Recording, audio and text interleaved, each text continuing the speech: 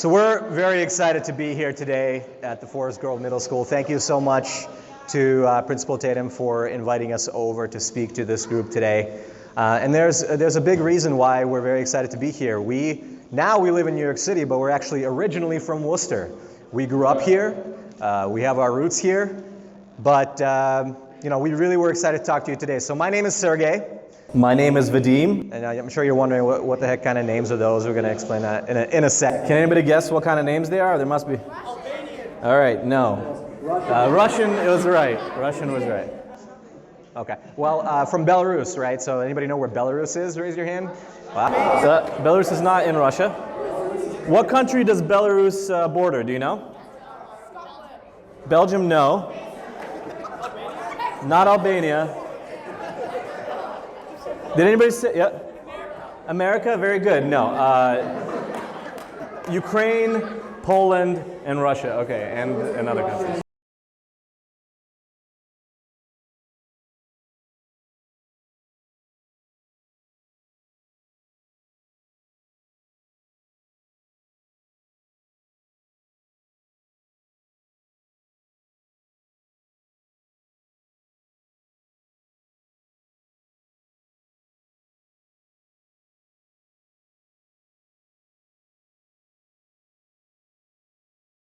So we call this talk Why Creators Rule the World, because throughout our life we figured out that if you're creating something by yourself, other people take notice. And this is us now, a little background. We live in New York City, we work with entrepreneurs, and we invest in companies as well. What that means is basically we give companies money if we think that they're going to be successful. We've been doing that for a number of years. You're going to find out a little bit about our story throughout this talk, but we wanted to start with a little game, and we'll get to that in about a second. But first, when we were your age, we really thought, we can't wait to grow up so that mom and dad and teachers can't tell us what to do, right? How many of you guys feel like that right now? It's all right, teachers. You knew this. You felt the same way when you were their age. All right, don't tell you. And the ones that didn't raise their hands, I'm sure you're there. But the thing is, actually, you guys are all in 8th grade, right? You're about to enter high school, and whether you know it or not, you're going to be making a lot of decisions about how you spend your time. I mean, a lot of you guys are going to be driving, which, God forbid, I wouldn't trust myself back then, but at the very least, what we want you guys to take away from this is how you spend your time, especially in the coming years where there's going to be more freedom and you're going to be making those decisions, is actually pretty important. That's right. You can't wait for your parents or your teachers to tell you what to do. You're going to have more free time than you think. And that's really what we're going to tell you today, is how to take advantage of that time. But let's start with a little bit of game. We want you to guess who you're going to see here. We're going to show you some people that are pretty well known. You should know who they are, but it's when they were about your age. Yep. So let's see if you can guess. Michael Jordan? No, but he kind of does look like him. Your dad? Nope. Nope. It's not Kobe. How about some Black Larry Bird? Okay. People are getting close, but yet also very far. I don't know. It's none of those things. Okay. Shark Tank. You're the first one of the day to get that. What's your name? Alexis got it. It is the guy from Shark Tank. Do you know his name? Raise your hand if you know Shark Tank, if you recognize him. You watch Shark Tank? Daymond John. Daymond John. Look how classy he looks as an actor. Don't know Daymond John. This guy is worth hundreds of millions of dollars. He started a fashion brand, and now he invests in startups through a show called Shark Tank, which is on TV every day. You should find out. He's a pretty cool guy. But he didn't start off being rich and famous and successful. Absolutely not. In fact, he grew up not too far from where we live in Queens, in a pretty poor neighborhood, with a single mother raising him. And his mom was kind of trying to keep him out of trouble, trying to keep him busy, and he was really thankful for that. So he decided, I want to make a little bit of money to help my mom. I want to support her a little bit. So the first thing that he thought of is fashion. He liked fashion. He wanted to look cool. His friends wanted to look cool. So he decided to make his own hats. He bought like a sewing kit, literally bought a sewing kit when he was in high school, and started making his own hats. And he would go to the shopping mall after school and stand there outside the mall until he sold all of the hats. Now that was pretty good. He was making some money from that, but he certainly wasn't going to cover the whole mortgage and food payments and everything else his mom had to worry about, and she was working multiple jobs. So he wanted to take it a step further. He wanted to go big. And he knew there was an up-and-coming rapper down the street from where he lived. And so he went one day and he knocked on the guy's door, no answer. He went on the second day, knocked on his door, no answer. Third day, fourth day. Finally, on the fifth day, the guy happened to be checking his mail, and he caught him while he was checking his mail. He's like, hey man, I live right down the street. I'm making these hats. They look really cool. I know you're starting to get into some music videos and stuff. Can you please wear my hat in one of your next music videos? And to his surprise, the guy said yes. Why? Well, maybe it's because he lived in the same neighborhood and they grew up from the same place. He only just started getting famous. And he said yes, and he wore it in his music video. That's the guy in the middle. You guys know LL Cool J? LL Cool J? Yeah. So some people hear like some older rap. I mean, this guy was famous like in the 90s, in the early 90s, right? But when he would get videos out on TV, they would be like the equivalent of somebody getting millions of views on their YouTube video right when it comes out. So you can imagine for this kid who's like 17, 18 years old making hats, these FUBU hats, right? That was huge. He got huge exposure. He didn't have to pay anything for it just because he was persistent and knocking on that guy's door and built a relationship with him. That business ended up turning into a $100 million business. Well, obviously not overnight, but he was hiring kids in his hometown. He opened up a factory in Queens, and the rest is history, and now he's investing in others. All right, we're going to go to the next one. Can you guys guess who this is? This is going to be really hard. You're going to give me a good guess? Don't say, well, I think you're going to say. Mike Myers? Actually, he kind of does look like Mike Myers in Austin Powers. It is a male. Yeah, we're in trouble here if you don't know if it's a guy or a girl. Okay, it is a guy. But let's reframe. First of all, we'll give you a hint. He's from the UK. It's not Austin Powers. You can guess. Ed Sheeran, nope. But we did have Ed Sheeran, and then we took him out of the slides. We thought it'd be too easy. Ed Sheeran was too easy.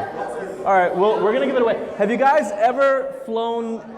Well, first of all, have you ever flown on a plane? Raise your hand. Have you guys taken a flight? Have you flown Virgin Airlines? Virgin America, Virgin Airlines, you must have heard of it. Okay. The adults in the room know who this guy is. Well, this is Richard Branson. Okay, this is Richard Branson. He is a billionaire.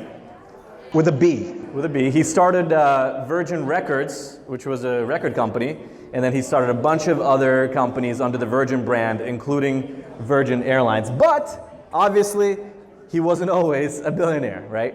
But he did start creating at a very young age. Here's why. When he was like 14 or 15 years old, he did not do well in school, and that's because he had dyslexia. So the teachers didn't really know what was going on, and unfortunately they did not give him the benefit of the doubt. People just thought he wasn't intelligent. Of course, he was incredibly intelligent, he just didn't do well at school. So he started putting his efforts into different areas. He got really into sports, that was one thing.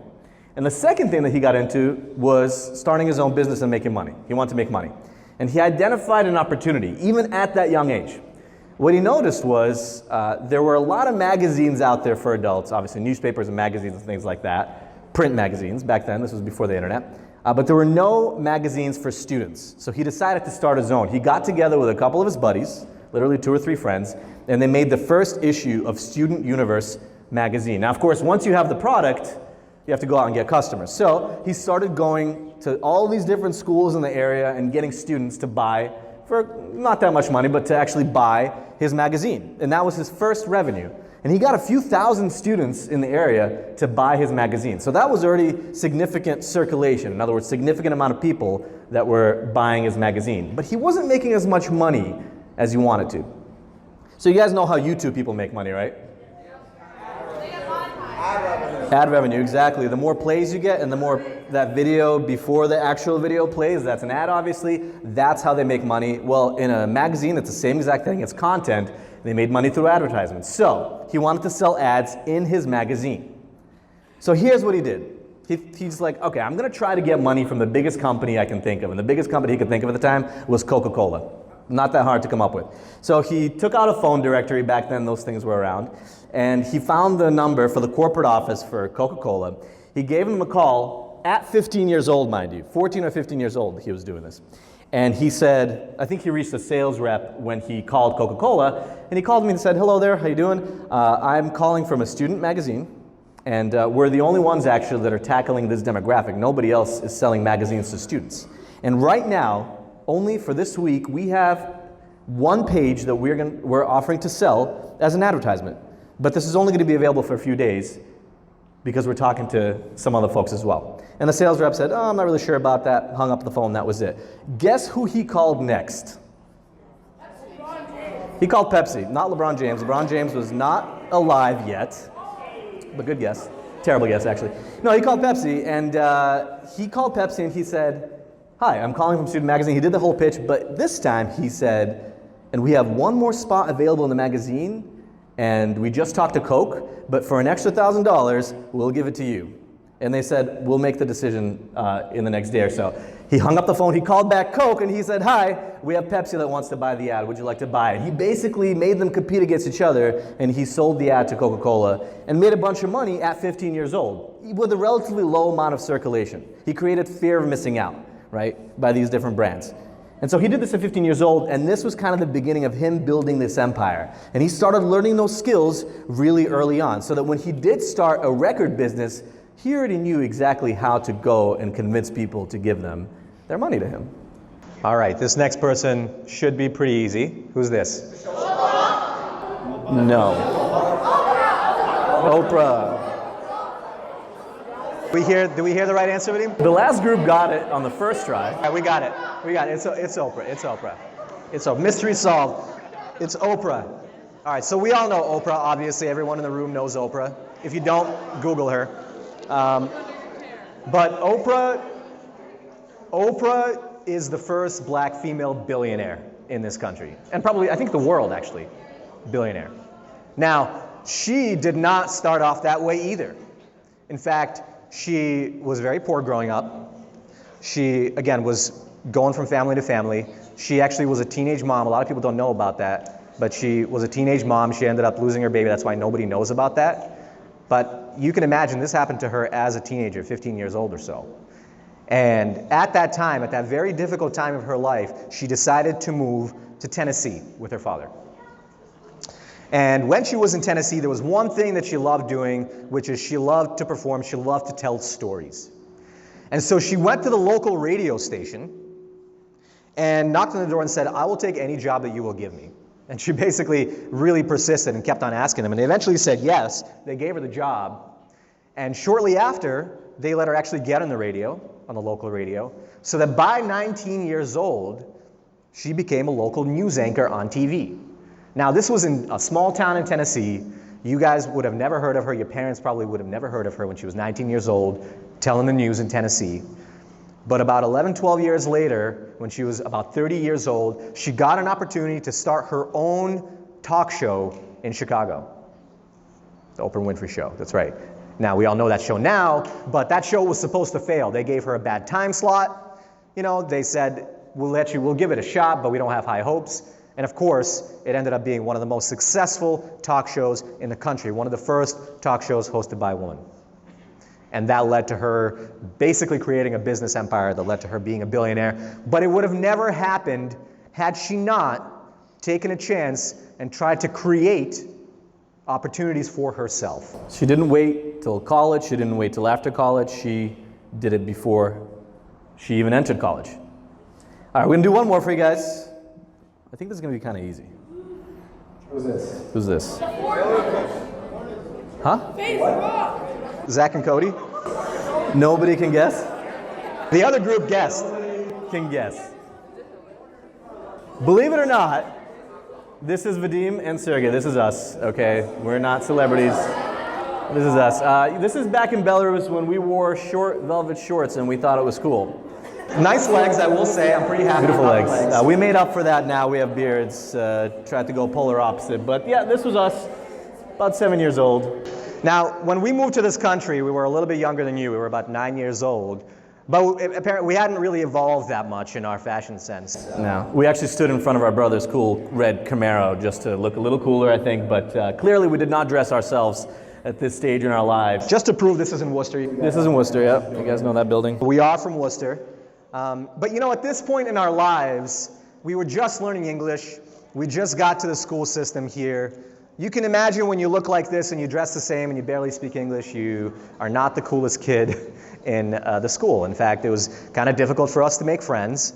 But at that time, we're actually standing outside a music school in Worcester, and our parents kind of forced us to take piano lessons, singing lessons. And actually, we're from Belarus, and I don't know if you guys know, you probably know, from that part of the world, there's a lot of musicians, gymnasts, dancers, and stuff like that. So actually, we also had to take ballet when we were little, which was kind of cool back there. Not so much in the United States. It took us a couple years to figure out, all right, ballet might not be our thing. Since then, though, of course, I used to date a ballerina, and I've met a lot of male ballerines. I should know this. I don't know what that male version is, but it's obviously an incredibly difficult sport, and we appreciate it now. Back then, did not appreciate it, being sent to ballet class. But still, luckily our parents forced us to learn the piano and learn some dance, and we started building those little skills, if you will, that would later on help out. Now, as you can imagine, when you look like this again and you're taking piano lessons, singing lessons, and you're going back to school,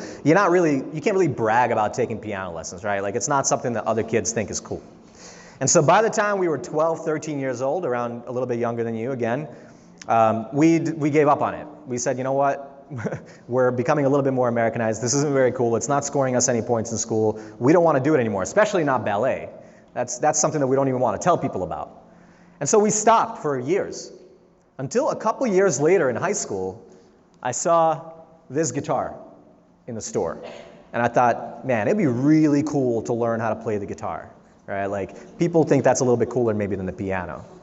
And because of the learning that we did with the piano and singing and all that stuff, I actually taught myself how to play that guitar. I realized that I don't like taking classes. That's why I didn't like music, because I didn't like teachers telling me what to do, how to learn it. I'm glad I did, because I wouldn't have been able to by myself, but I had by then the skills to learn the guitar. So in high school, for the very first time, I played guitar as well, but Sergei slayed the axe a little bit more than me. I still stayed with the piano. Completely forgot how to read sheet music, by the way, but we realized we could play by ear. And finally, we started doing it completely for fun, and we started writing music. Now, in high school, the music that we wrote, I wouldn't even want to sing it now. The lyrics were subpar at best, but at least we were doing it because we liked doing it, and we started creating this music. And then by the time we got to college, the music got a little bit better. And we actually wrote a song that became pretty popular in college, and because that song a lot of people enjoyed and liked, we got the opportunity to go to Hong Kong and record it professionally with a recording artist that has recorded with really, really famous musicians in Asia. You guys wouldn't know any of them here, but they're really famous in Asia. Now, I don't know if you know this, but if you want to record a song in a professional studio like this, right? Especially back then, it costs, for one song, it costs about $1,000 or $2,000. If you want to do like a small EP or like a 5-song album, in other words, it's $5,000 to $10,000, right? So most musicians that are starting, they cannot afford to go anywhere in the studio, so the quality just is not good. But there was a gentleman in Hong Kong that agreed, this famous gentleman agreed to let us use his studio. And he said, as long as you guys can come in here and record in an hour and a half, I'm going to let you use my studio completely free of charge. Now, why do you think this famous guy in Asia, in Hong Kong, let us use his professional studio, which costs thousands of dollars to use? Why? He saw potential. He saw potential, exactly. And the only reason why he saw potential is because we already had done something. It's not like we were calling him, telling him, hey, we're thinking about writing a song, can you let us use your studio to play around and figure it out? No, we said, we have a song. You can listen to it for yourself and see if it sounds good. And by the way, there's already a bunch of people listening to it in Massachusetts. So he already had evidence that we did something, that we created something from nothing. So for him, the risk of letting us use it was very low. Sure, I'll let these young guys use it. Maybe it'll be something. If not, who cares? I gave up an hour and a half of my time. Exactly, and obviously it was a super fun experience. And into adulthood, we continued with this music sort of experience that we wanted to build more on. And we started performing more. And when we moved to New York City, we realized, well, it's New York. There's a ton of venues here. There's a bunch of bars, restaurants, clubs, and they need musicians. And so we started calling up clubs, kind of like Richard Branson, I guess. And we would say, hey, here's our music. We'd send them our music as well. And we started performing in different clubs around New York City. Yes, we were called Seeing Double. I know. Pretty easy, because we look exactly the same. But we wanted that exposure, we wanted that experience, and the only reason why we could do it and continue to do it was, again, because we started all the way back in high school with the really crappy songs that nobody wanted to listen to, but eventually people did want to listen to our songs. So in high school, we started with the music side of things. And then the other thing that we decided to do is we wanted to get public speaking experience, right? So right now we might seem comfortable in front of you guys because we've done this a bunch of times, but when we were little, we were super shy. We did not want to get on stage in front of people. Heck no. But we always like to kind of come outside of our comfort zone, so we decided we're going to create a debate club. But more importantly, we wanted to do a political debate club. Don't ask why, it's just the kind of friends we had. We decided that's going to be the angle. And so we decided to create a political debate club. Now, unfortunately, the school that we went to at the time, the principal didn't support the club because he didn't want another club, I guess. And so we didn't get any funding or support from the school. So we started going door to door in our town to different small businesses, getting checks so that they could fund our trips. Because every year we would go to Washington, D.C. Do you guys know what that building is? It's the Capitol building. Of course, it's where the president gives a State of the Union address, and every single year we would go there and debate. And because there was some friction in creating our club, and yet we still want to do it, and it was clearly, obviously, for good reasons, we ended up in the newspaper. That's right. Now, again, you can imagine that in high school, doing a debate club is, you're not the coolest kids in the school if you're doing a debate club. Again, it's not something that you maybe necessarily brag about, right? That you're doing a debate club. But because we were featured in the Boston Globe for starting this club, of course, this was something that we used in our college applications, and it made it easier for us to get into better colleges. In fact, even though, I had A's, but I also had B's, I had a couple of C's, right? I wasn't a perfect straight A student. But colleges didn't care about that because we had cool stories to tell. So yet again, something that maybe wasn't considered very cool at the time, by the time we were just a little bit older, right? 3 or 4 years from now, I know it feels like an eternity, but 3 or 4 years from now, it was considered much, much more interesting. And because of the story, we were actually the very first group allowed on the floor in the Capitol building where the State of the Union address happens. We were the very first group allowed after 9/11 because there were a lot of security issues and most people were not allowed, but we were. So again, by doing these things ourselves, we got more and more opportunities. And when we became adults, first we got jobs out of college. We did start a business in college. We had this entrepreneurial drive for a very long time. The very first business we started, we sold our car for $5,000 and burned through that money pretty quickly, paid some engineers, and unfortunately did not get a successful business off the ground. But that was a great learning experience because after we had a few jobs, in our mid-20s, we decided to start another business. Quite frankly, sometimes when you graduate college, you get your first job, the first thing you realize is it can be super boring, right? Not every job, some jobs are awesome, but for us, we were in finance, we happened to not love it. A lot of people make a lot of money in finance, we were really bored every day. So that was our motivation for starting our own company, and we started a software business, right? We're not engineers, but we hired a couple engineers, and we started a software business. We thought maybe we'll be the next Mark Zuckerberg or something, right? Now, we're not Mark Zuckerberg, thankfully, but by starting that business and running it for a few years, there are some amazing opportunities that came our way. So people started seeing us as sort of startup experts, entrepreneurial experts. We started this business, we started working with a few venture funds, which is again basically companies that give money to smaller companies to help them grow. And we would work with young entrepreneurs, helping them figure out how to get past their early days, because we had done it with many businesses, some of which have failed, some of which had succeeded and made money. And one of the companies that I ended up getting to work for after starting my own, essentially it was a nonprofit that all they did is they helped young people start companies in cities like Detroit, Philadelphia, Baltimore. So they hired me because I had built my own business, and they said, you know what, maybe you can help other young people start companies. And because I started doing that all over the country, helping hundreds of people start companies, I got the opportunity to get on TV. I never thought that would be the reason why, but they decided to put me on MSNBC to ask about my experience in helping people start companies. Again, had I not started my own thing, regardless of how successful it was, it didn't have to be a billion-dollar company.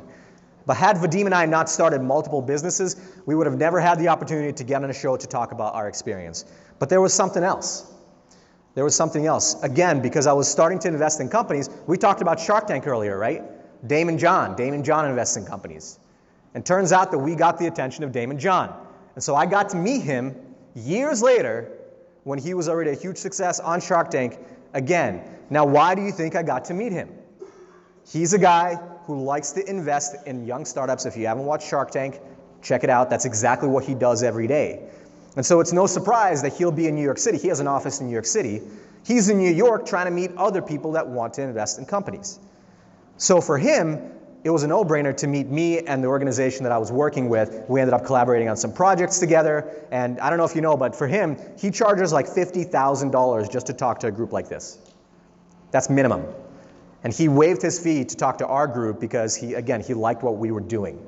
Only because we created something from nothing. So in the meantime, while Sergei was doing that, I was, again, working with a lot of young entrepreneurs and teaching them in bigger groups. And then I was approached by a college. And they asked me if I could create a class for them, an entrepreneurship class. And I said, okay, sure, no problem. I'll create the curriculum for you, why not? And they said, well, can you teach it? And I said, well, yeah, but let's just back up here for a second. I went to college, yes, I have a bachelor's degree, but I don't have a master's degree. And I certainly don't have a PhD, which is what most professors are required to have. Is that okay? Can I still teach the class? And they said, oh yeah, don't worry about that. It turns out that no other professor in the school could teach the class. Sure, they had economics professors, they had stats professors, they had history professors and the like, the arts, but they had nobody that had experience as an entrepreneur or worked with a lot of entrepreneurs. So none of those people could create the class or teach it. And I said, okay, you know what? I will teach the class for you, but under one condition. I can do whatever I want. And they said, sure, we don't care. So they let me literally do whatever I want. And this is one of the first classes that I taught. Anybody here watch The Office? You guys remember the scene where he went to the grad school and he threw the candy bars at them? Okay. So I thought it'd be funny, because I like to make my students laugh, to do just that right in the beginning of class before they even know who I am. So I did that whole skit of The Office, and I threw candy at them. It was perfect because one of the candy bars landed right in the middle and nobody caught it. It was super awkward. Half of the class was laughing. Half of the class just did not know what the hell was going on. But I thought it was funny, and half the class enjoyed it. And more importantly, there was a lesson there. I said, look, I just took a chance because I wanted you guys to engage you right in the beginning of the semester. And this is what entrepreneurship is about. This is what creating something out of nothing is about. It's about taking a chance and not being afraid of it failing or it not working out. And so because I got to teach that class, I got invited to teach another class with a huge nonprofit in New York City called Prep for Prep. And I got the opportunity to be in Times Square on that big screen. You guys ever seen that? The NASDAQ, yeah. It's a exchange, stock exchange in New York, right in Times Square, right in the middle. And if I did not create that class, I would not be invited by another school to teach the same class. It was actually to high school students, to 15-year-olds. And I would not end up, I guess, in the middle of Times Square with my big face right there in the middle. Now, about a year ago, Vadim and I had an idea. We thought, you know, we've been helping people start companies. We should have a TV show, right? Daymond John has a TV show. Maybe we should have one. And so we thought maybe we'll start pitching networks and pitching Netflix to give us a TV show. But we knew that if we started doing that without having any evidence of success of building an audience, they would just laugh in our faces. So our next thought was, what is the fastest way, the easiest way, and the cheapest way we can create our own show? And for us, that was a podcast, which is like an online radio kind of show if you've never heard of a podcast, right? And so we started a podcast last year called The Mentors, where we interview the kind of successful people that you saw previously in the previous slides. And on the first day, we had 0 listeners. Well, maybe not 0. Our mom was a listener, so thank you, Mom. We had 1, right? 1 listener. Within a couple of weeks, we still only had about 50. Within 3 months, we had a couple hundred, which is actually kind of easy to give up if you only have a couple of hundred listeners of your podcast. But just a year later, because we kept pushing, we have now about 10,000 listeners every single month. And we know that a TV show is going to be close in the horizon. We're going to start pitching networks probably in the next 1 or 2 years. And yet again, because we decided to do our own thing and create something out of nothing, create this podcast, create this content for people that we wanted the world to hear, we started getting more opportunities. So public relations companies started reaching out to us and pitching us ideas for guests that we should have on our show. And I actually got an email one morning I was at a conference in Austin, Texas, and I got an email saying, hey, from this PR agent that had been emailing me, and I was ignoring her mostly, unfortunately, because we get a lot of these. And I got this email, and she was like, hey, we have this gentleman that's giving a talk at this conference today, LeVar Burton. Could you interview him for your show? The adults in the room, do you guys know who LeVar Burton is? Okay, you guys do as well, okay. So if you guys don't know, he was actually in Star Trek, the original Star Trek, and also he hosted a show on PBS called Reading Rainbow for like 27 years. I had no idea who he was because I came here when I was 9. I didn't speak English. We totally missed that whole era. I was not a Trekkie, unfortunately. But, so when I got the email, I was like, LeVar Burton, I don't know who that is. So I Googled him, and I saw that picture at the top. I'm like, well, I know what that is. I should probably say yes to the interview.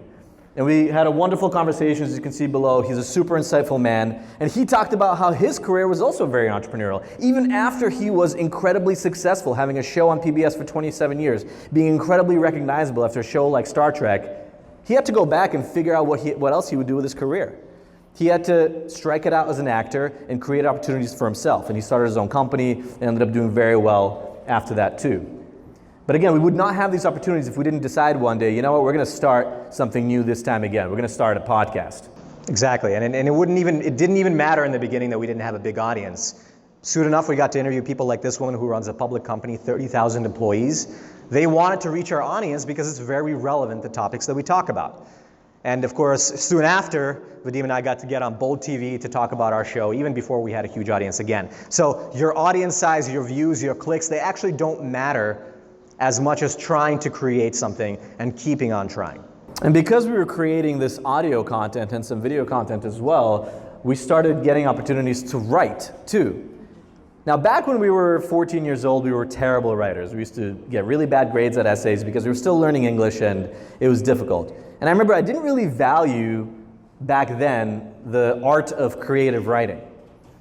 But soon we got better and better because I wanted to get good grades. I was a nerd. And so I figured out what teachers were looking for and how to structure an essay to make it better. But little did I know that that skill would actually come really in handy.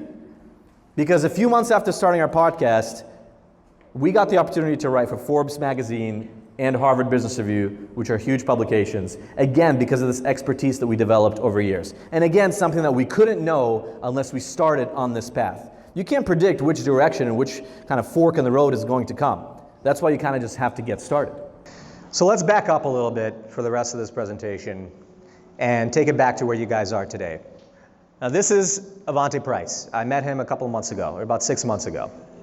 When he was 16 years old, he grew up in a town in Chicago. He decided he wanted to make a little extra side money. So he started mowing lawns, right? That's a pretty common business for people to start. Mowing lawns and doing some chores for people on the side. And pretty soon he realized, you know what, I don't really want to be mowing lawns all the time. It's kind of boring and it's a lot of work. So what he did is he started hiring kids in the neighborhood to mow lawns for him.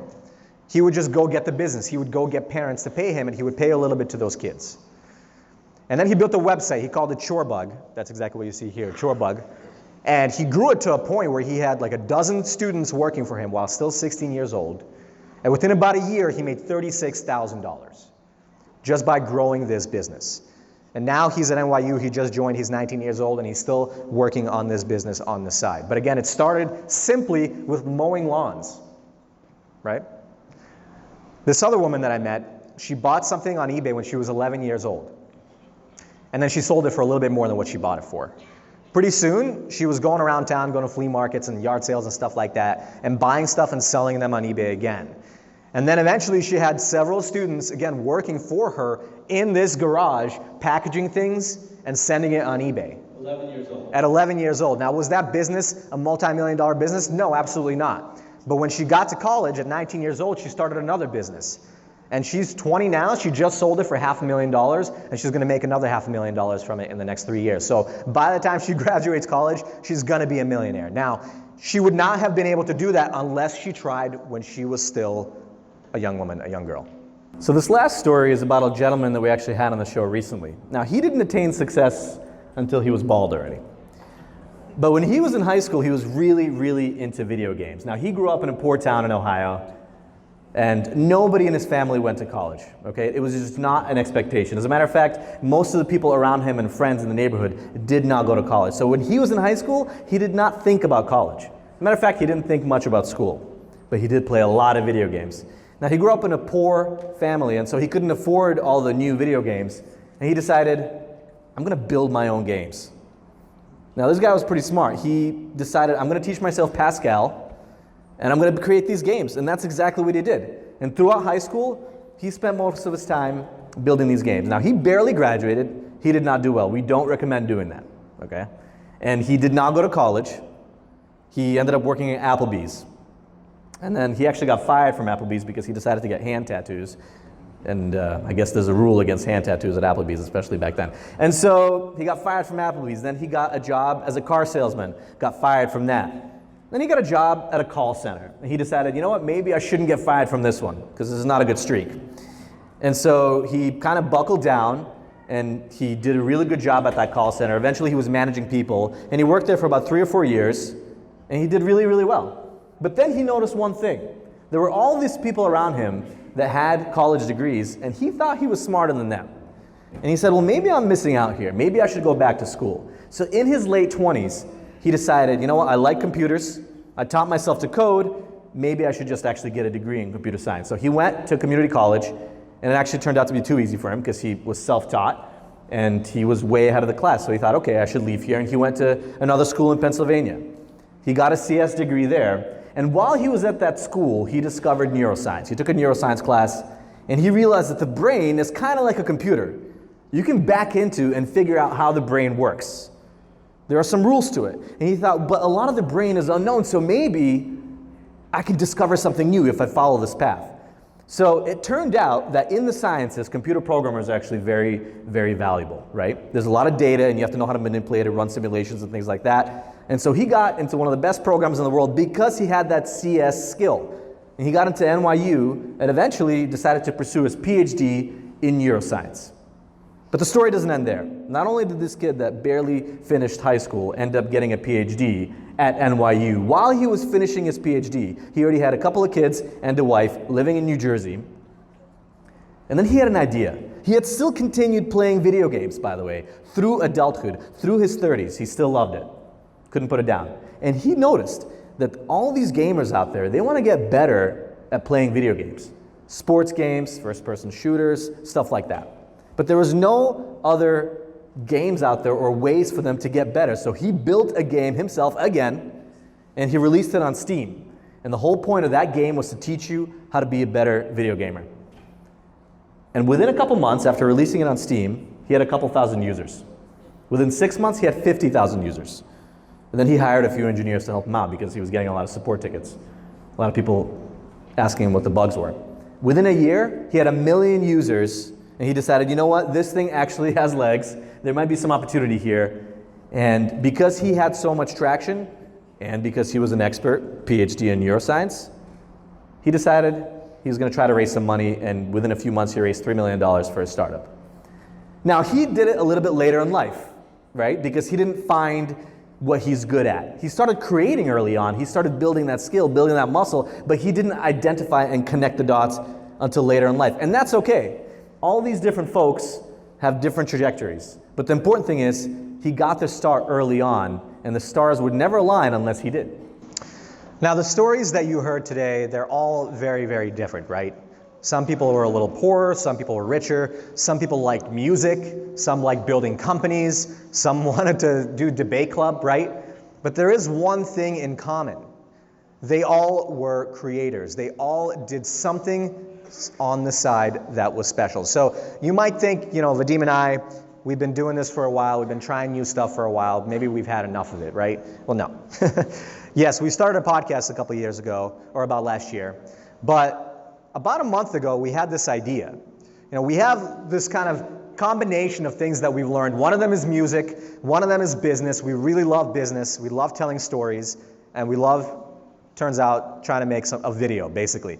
Well, and trying to do funny things. So we decided to make a parody video a couple months ago. We had this idea, and we thought, let's combine all the things that we're pretty good at, writing music, giving entrepreneurial advice, and things like that, and let's just make a parody music video. Do you guys know Macklemore? You guys hear the song These Days? Yeah. These Days? Okay, we'll hear in a second. We decided to make a parody video of it, and here it is.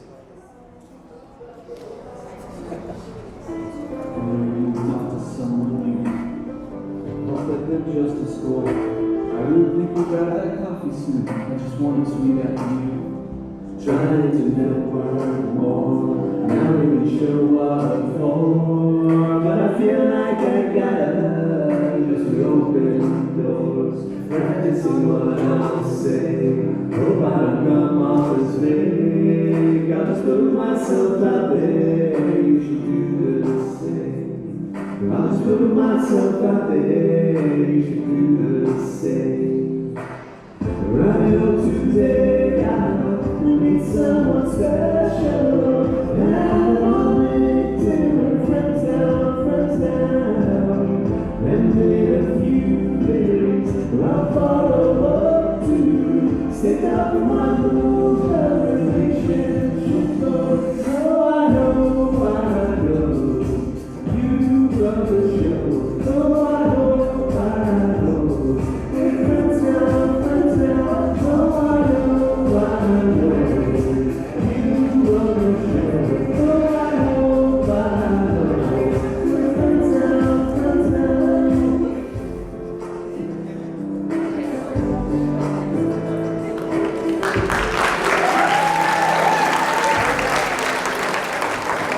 That's Pumpkin. That's a little cameo from my dog Pumpkin.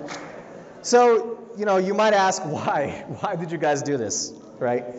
Well, for us, it's simply because it was fun, and it's simply because we're probably two of the only people in this country, or very few people in this country, who would even think of doing a video like that. Now, are we YouTube famous right now? Are we YouTube celebrities? Yes. That's maybe. So, not exactly, but our videos are starting to get 10 to 20,000 views, which is not millions, but 10 to 20,000. And even though maybe we're not quite famous yet, there is one thing that I know for sure. That if we didn't try, we would never know. That's the thing. And by the way, we did this on a whim. And it kind of goes to the power of once you have an idea, you should just grab it and go with it.